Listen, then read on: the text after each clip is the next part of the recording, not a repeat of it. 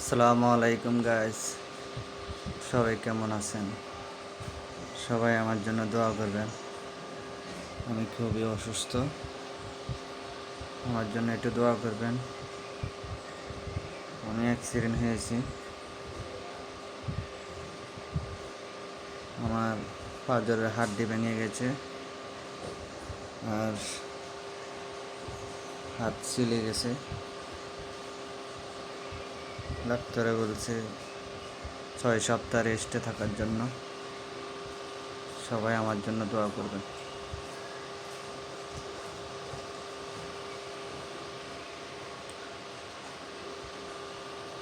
এগুলো আমার অবস্থা, এগুলো ছিঁড়ে গেছে সব। তো সবাই দোয়া করবেন। খুদা হাফেজ, আসসালামু আলাইকুম।